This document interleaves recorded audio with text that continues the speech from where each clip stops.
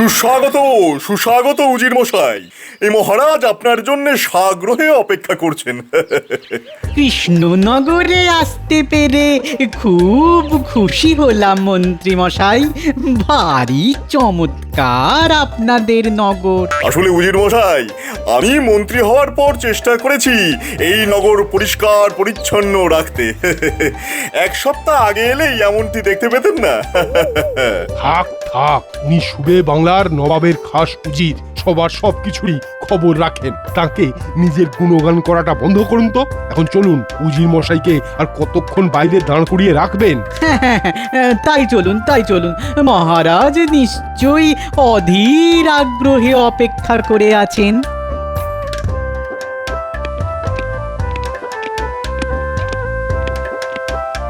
কৃষ্ণনগরে আপনাকে স্বাগত উজির মশাই। নবাবকে আমার শুভেচ্ছা জানাবেন। নিশ্চয়ই নিশ্চয়ই মহারাজ। আসলে নবাব আমাকে পাঠিয়েছেন একটা বিশেষ কারণে। আপনার ওপর প্রসন্ন হয়ে নবাব বাহাদুর আপনাকে একটা উপহার পাঠিয়েছেন। নবাব বাহাদুর এই কালো গোলাপ গাছের চারা আনিয়েছেন দিল্লি থেকে, শুধুমাত্র আপনার জন্যে। এখন আপনার কাজ এই গাছে ফুল ফোটানো। ফুল ফুটলেই নবাবকে সেই ফুল পাঠিয়ে দেবেন মহারাজ, আর নবাব বাহাদুর তো খুব খুশি হবেন। সেই ব্যাপারে আপনি নিশ্চিত থাকুন উজির মশাই। এই গাছে ফুল ফোটানোর জন্য আমি বিশেষ একজন মালি নিয়োগ করব। মহারাজের এই উদ্যোগের প্রশংসা করতেই হবে। মহারাজ, এই ব্যাপারে আমার একটা আর্জি ছিল। আসলে আমার জানাশোনা একজন ভালো মালি আছে। এই গোলাপের খুব পারদর্শী। হ্যাঁ, যদি বলেন তো তাকে ডাকতে পারি। হ্যাঁ। আহ ভগবান, তুমি চুপ করবে।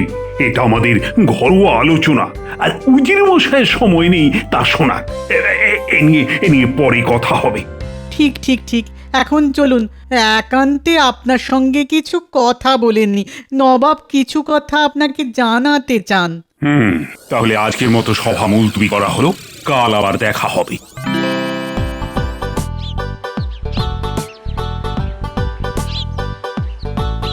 মহারাজের মেজাজটা আজ ঠিক নেই, কিন্তু কালকেই ঠিক হয়ে যাবে। তখন কথাটা পেরে দেখব। আসলে আমার শ্যালকটা একেবারে অপদার্থ, বেকার, বুদ্ধিহীন। শুধু কি করে আমার কাছ থেকে মাল কামাবে তার ফন্দি। একবার যদি মালির কাজে ঢুকিয়ে দিতে পারি, তবে আমার ঘাড় থেকে নামবে। মহারাজকে পটিয়ে পাঠিয়ে যেভাবেই হোক শ্যালকটাকে গ্রাম থেকে নিয়ে আসতে হবে। রাজার বাগান বলে কথা। কত প্রকার দুষ্প্রাপ্য গাছ আছে, কত ফল ফুল আছে। তার বেশ খানিকটা ঝেড়ে যদি বেচে বেশ ভালো রোজগারও হতে পারে। না না না না, এই সুযোগ হাতছাড়া করা যাবে না।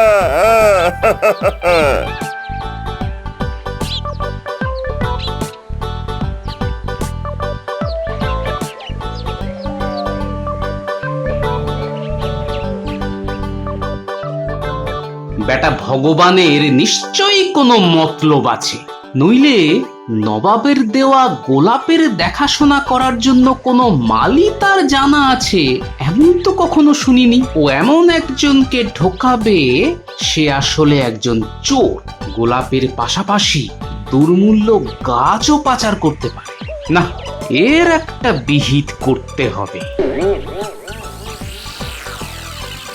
আরে পুঁটির বাবাই তো আছে। ও তো সারাদিন বাগান নিয়েই আছে। ফুল ফোটাতে দারুণ ওস্তাদ। ওকেই তো রাজবাড়িতে মালি হিসেবে নিয়োগ করা যেতে পারে। দেখি মহারাজ কি বলেন। আরে তুমি যে এত ভালো বাগান করতে পারো এতদিন তা লক্ষ্যই করিনি। গোলাপ কখনো ফুটিয়েছো? কেন ফোটাবো না গোপাল দাদা? ওই দেখো আমাদের বাগানেই তো কত গোলাপ ফুটে আছে। টুকটুকে লাল, গাঢ় লাল, সাদা। তুমি বাবা রাজসভা নিয়ে এত ব্যস্ত থাকো যে নিজের বাগানের দিকেই নজর দাও না। একটা কালো গোলাপ পেলে দেখিয়ে দিতাম গোলাপ চাষ কিভাবে করতে হয়। বাহ, আরে তুমি তো সোনা ফলিয়েছো। আচ্ছা শোনো, তোমাকে যদি কালো গোলাপের গাছ দেওয়া হয়, তুমি তাতে ভালো গোলাপ ফোটাতে পারবে? দাদু, বাবার ওপর ভরসা রাখতে পারো। এমন ফুল ফোটাবে না, সবার চোখ জুড়িয়ে যাবে। তাহলে শোনো, কাল তুমি আমার সঙ্গে রাজবাড়িতে যাবে, সঙ্গে নিয়ে যাবে সবচাইতে সেরা গোলাপের সাজি।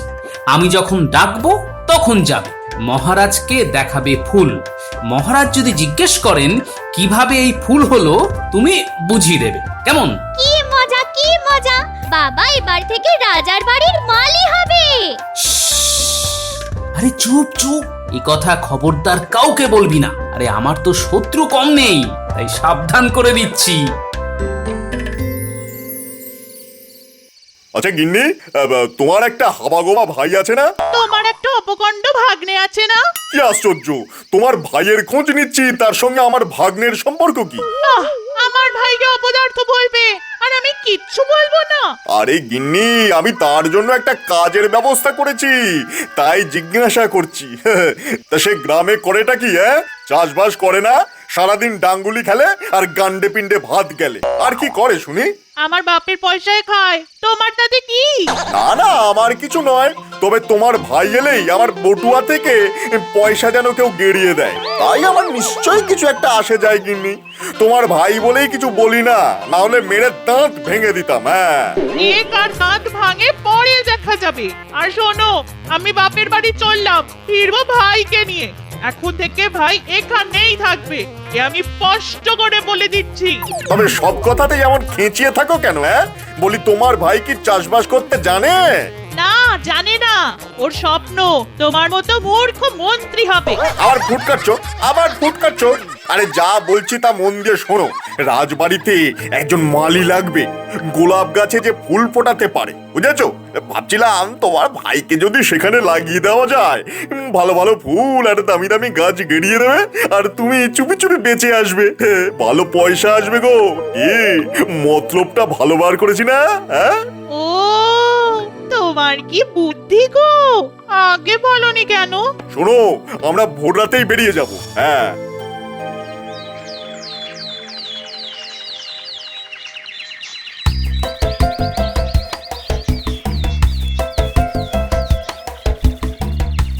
ভগবান পৌঁছানোর আগেই মহারাজের কাছে পুঁটির বাবাকে মালির কাজটা পাইয়ে দিতে হবে, নইলে ওই বেটা যে কোন চোরকে ঢুকিয়ে দেবে কে জানে। মহারাজকে তো আর বলা যায় না সেটা, তিনি বিশ্বাসও করবেন না। হ্যাঁ বলো পুঁটির বাবা, গোলাপে কি সার লাগে তা তো তুমি জানো। শুধু গোবর লাগে গোপাল দাদা, আর কিছুই লাগে না। তবে যত্ন নিতে হবে, জল পরিমাণ মতন দিতে হবে, বেশিও না কম তো নয়। ঠিক আছে ঠিক আছে, মহারাজকে বুঝিয়ে বলো, ঘাবড়ে যেও না আবার। মহারাজ খুব দয়ালু, বুঝিয়ে বললে ঠিক বুঝবেন।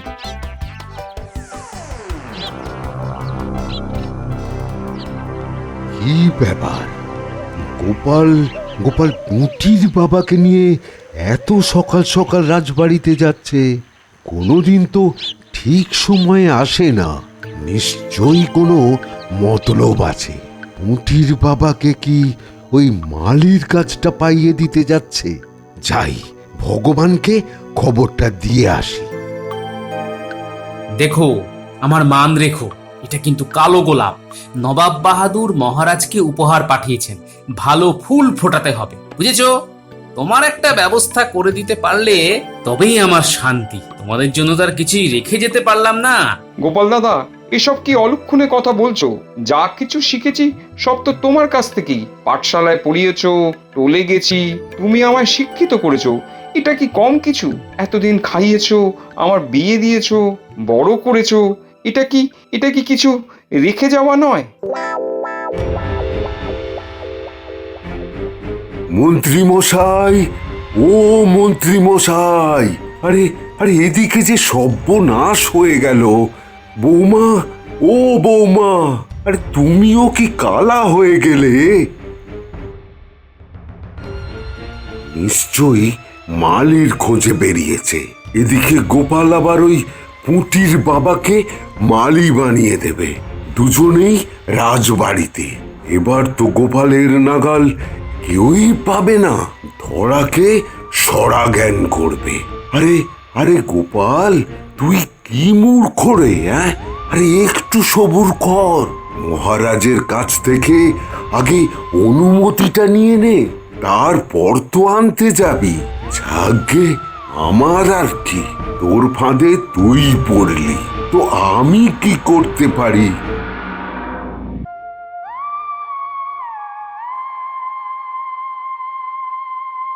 মহারাজ, আমার একটা আর্জি ছিল, যদি অনুমতি দেন তো পেশ করতে পারি। বেশ বেশ, কি তোমার আর্জি তা শোনাও। আগে নবাব বাহাদুর আপনাকে একটা দুষ্প্রাপ্য গোলাপ গাছ দিয়েছেন, সেই গাছে কালো গোলাপ ফোটাতে হবে। তা পুটির বাবা নানা রঙের গোলাপ ফুটিয়েছে নিজের বাগানে, যদি অনুমতি দেন তো তাকে ডাকতে পারি। নিশ্চয়ই নিশ্চয়ই, তাকে এখানে সত্তর নিয়ে এসো। মহারাজ, কাল কিন্তু মন্ত্রী ভগবান একজন মালির কথা বলে রেখেছিল। তার প্রার্থীকে বাদ দিয়ে গোপালের প্রার্থীকে ডাকা কি ঠিক হবে? ঠিক আছে, আমি দুজনকে পরীক্ষা করে ঠিক করব কে এই কাজের জন্য উপযুক্ত। গোপাল, তোমার লোককে ডাকো। কিন্তু ভগবান কোথায়? মনে হয় মালি খুঁজতে বেরিয়েছে, আসতে দেরি হবে।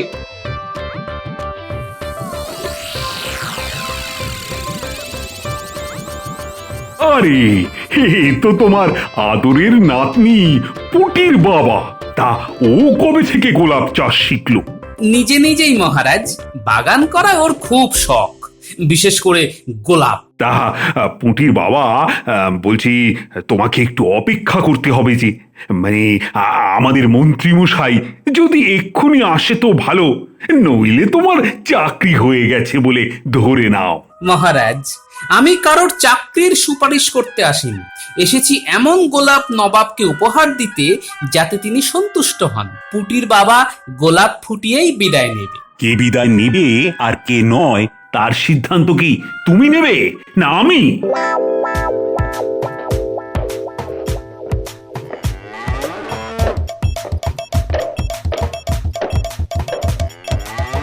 আরে ভাই, এটা গরু না কচ্ছপ রে? তাড়াতাড়ি চলতেও পারে না। এতই যদি তাড়া, তবে ওই ঘোড়ার গাড়ি নিলেন না কেন? এটা গরুর গাড়ি, বুঝেছেন? এটা গরুর গাড়ি। গরু গরুর মতনই চলবে, ঘোড়ার মতো নয়। জামাই বাবু, আমি কি রাজামশাইয়ের মন্ত্রী হব? শুধু মন্ত্রী কেন রে, তুই রাজাও হয়ে যেতে পারিস। তোর যা বুদ্ধি, বাপ রে বাপ! তোর বাপের বুদ্ধিও কি এরকম ছিল নাকি রে? এই এই এই এই এই বাপ তুলে কথা বলবে না ভাই, আবার বললে জামাইবাবুকে ধাক্কা দিয়ে ফেলে দিবি। এর জন্য কারো ভালো করতে নেই। হ্যাঁ, তোমার ভাইকে রাজবাড়িতে চাকরির ব্যবস্থা করাবো বলে এত খাটছি, আর তুমি আমায় ধাক্কা মেরে ফেলে দেবে? না না জামাই বাবু, ধাক্কা এখন মারবো না, আগে মন্ত্রী হই, তারপর রাজা আর মন্ত্রী দুজনকেই ধাক্কা মেরে ফেলে দেবো।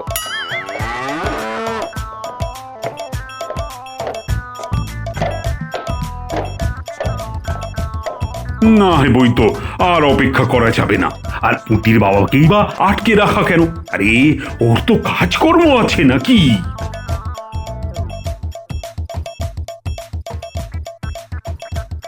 কি ব্যাপার ভগবান, মালি পাওয়া গেল? আগে হ্যাঁ মহারাজ, এই সেই মালি। হ্যাঁ ভগবান, এই মালি সম্পর্কে তোমার কি যেন হয় না? আগে সত্যি কথা বলতে কি, ও আমার শ্যালক। হ্যাঁ। আহা, লজ্জা কিসের? নিশ্চয়ই নিশ্চয়ই, রাজবাড়ি সবার জন্য উন্মুক্ত, কিন্তু আমি পরীক্ষা নেব, আর যে উত্তীর্ণ করবে সেই পাবে গোলাপ চাষের সুযোগ। তাহা তোমার এই শ্যালক রত্নটির নাম কি? আমি বলছি মহারাজ, আমার অনেক নাম। বাবা আমায় ছাগল বলে ডাকে, মা গরু, পাড়ার লোকেরা বলে গাধা, এক সময় পণ্ডিত মশাই আমাকে উল্লুক বলেও ডাকতো। ব্যাস ব্যাস ব্যাস, আর দরকার নেই। তা তুমি কখনো গোলাপ গাছ দেখেছো? কি বলছেন মহারাজ, গোলাপ গাছে উঠে কত কত দোল খেয়েছি। ঠিক আছে ঠিক আছে, তা তুমি তো কলা গাছেও দোল খেয়েছো। আগে হ্যাঁ মহারাজ, দেখবেন? না না না, এখন নয়, তুমি মন্ত্রী হলে তখন দেখিও। এবার যাও যাও, তুমি বাইরে গিয়ে বসো। তাহলে গোপাল, পুটির বাবাকে বলো কাল থেকেই কাজ শুরু করতে।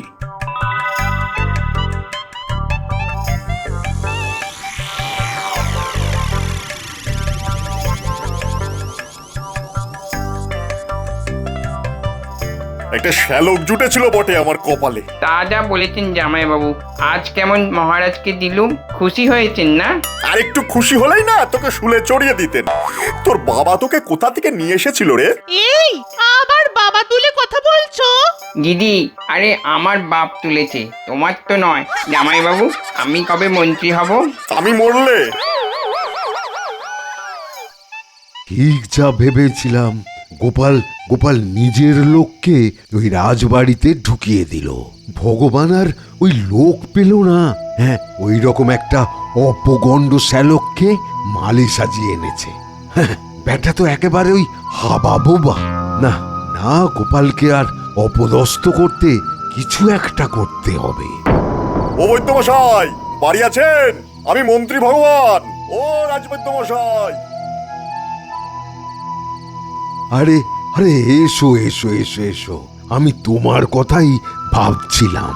এসো এসো। কপাল কপাল, সবই আমার কপাল। মানে এমন শালা অনেক পাপ করলে তবেই জোটে। এ যা হবার তা হয়ে গেছে। এবার এমন একটা ফন্দি বার করতে হবে গোপাল যেন মহারাজের কাছে অপদস্থ হয়। হ্যাঁ, একটা জবরদস্ত বুদ্ধি বার করতে হবে।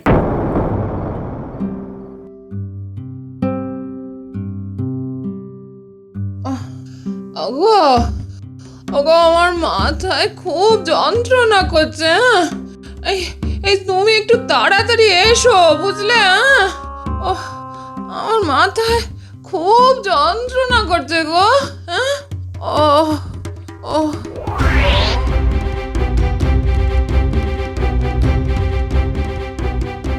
শোনো, একটা ফন্দি মাথায় এসেছে। গাছটা বড় হোক, এখন কিছু করবার দরকার নেই। কুড়ি এলে যেদিন মহারাজ তা দেখতে আসবেন সেই রাতেই বদল করে দেব। মহারাজ এসে দেখবেন গোলাপের কুড়ি নয়, আকন্দ ফুটে আছে। আচ্ছা, তাহলে এই মতলব। হ্যাঁ, ঠিক আছে, আমিও দেখে নেব। কিন্তু তার আগে অন্য কোনো বৈদ্যকে নিয়ে বাড়ি যেতে হবে। গিন্দির হঠাৎ যে কি হলো।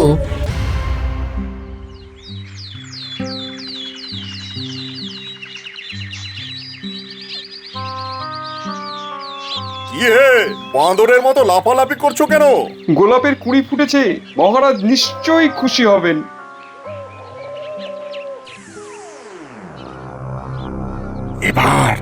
এবার সময় হয়ে গেছে, তাড়াতাড়ি কাজটা করে ফেলতে হবে।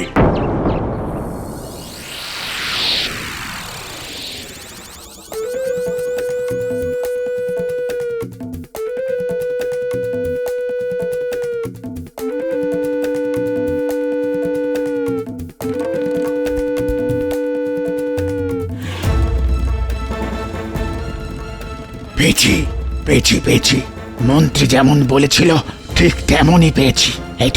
এই তো সেই গাছ।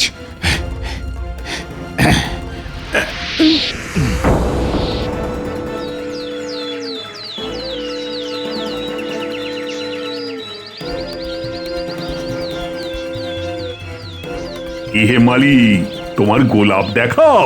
এদিকে আসুন মহারাজ।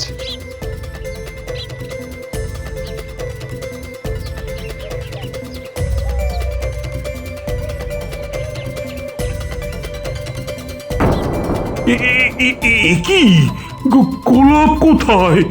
এ তো ধূত্র ফুল ফুটে আছে।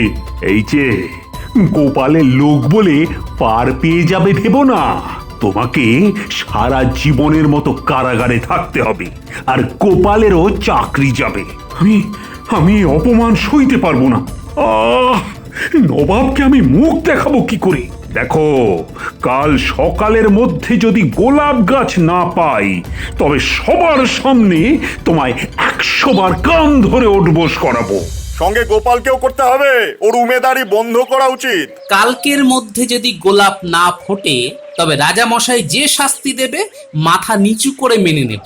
অন্যায়ের শাস্তি তো পেতেই হবে মহারাজ। এবার কি হবে? মহারাজ যে আমায় কারাগারে পুরবে। তুমি এত ভয় পাচ্ছ কেন বাবা? দাদু নিশ্চয়ই কিছু ব্যবস্থা করে রেখেছে। আরে আমি আছি তো, চিন্তা কিসে?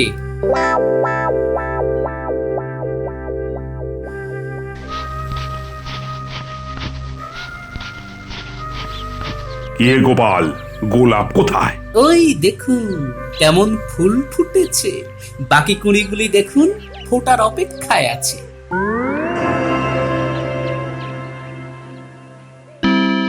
এবার আপনি নবাব বাহাদুরকে খবর পাঠাতে পারেন, দূতের সঙ্গে দুটো কালো গোলাপও পাঠিয়ে দিন। উফ, কি ভালো গোলাপ! আহা! কালো গোলাপের সৌন্দর্যই আলাদা। গোপাল, পুঁটির বাবা চাকরি আমি পাকা করে দিলাম, আর বেতনও দ্বিগুণের বেশি হয়ে যাবে। আচ্ছা, সেদিন তাহলে কি দেখলাম? ষড়যন্ত্র মহারাজ। আমাকে অপদস্থ করতে নতুন মন্ত্রী ভগবান এই চক্রান্ত করেছিল। সেদিন আমি গোলাপ গাছ সরিয়ে না দিলে নবাবের দেওয়া উপহার আজ রাস্তায় গড়াগড়ি খেত মহারাজ। ও, তা ভগবান যে এই কাজে যুক্ত তার কোনো প্রমাণ দিতে পারো? আগে আপনার হুকুম ছাড়াই ওর লোককে আমি পাইক দিয়ে ধরে রেখেছি, আপনি আদেশ করলে তাকে পেশ করতে পারি। বেশ করেছো। দুজনকেই আমি রাজসভায় নিয়ে আসার আদেশ দিলাম। এই যে, তুমি এই কাজ করেছো? আগে আগে হ্যাঁ মহারাজ। তা কার কথা এই দুষ্কর্ম করলে? নতুন মন্ত্রী ওই ওই ভগবানের কথায়। মিথ্যে কথা মহারাজ, মিথ্যে কথা। চুপ রাও। এই, কে আছো? এই দুজনকে কান ধরে 100 বার উঠবোস করাও। ধন্যবাদ গোপাল দাদা, তুমি আমাকে বাঁচালে। এ তো আমার কর্তব্য। রাখে গোপাল, তোমারে কে?